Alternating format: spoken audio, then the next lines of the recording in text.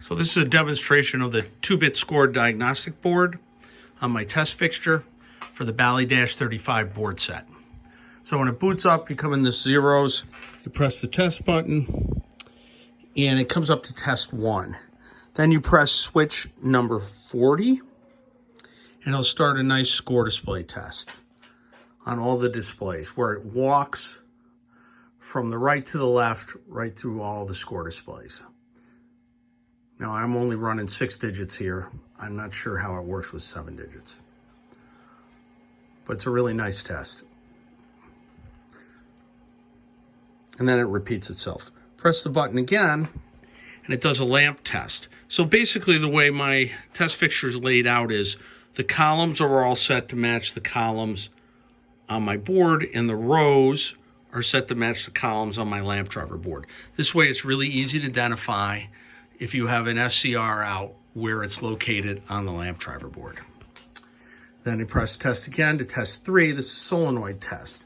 Now I'm using my little All-Tech test board here, and if I press switch number 1, it'll fire coil number 1 4 times. If I test switch number 7, it'll do coil 7 number, that 4 times. All the way up to 19, which is the coin lockout. If I press 19, and if I press 15, was that 16? Sorry. If I press 15, it'll do the coil relay. You can hear the relay there for the flippers. Okay. So if I test the test button again to 4, this is a test I don't really have a lot of information on. It's 104, and then you can, it'll also go to 300, 400. I think it has something to do with maybe sounds. Not really quite sure. Haven't figured that test out.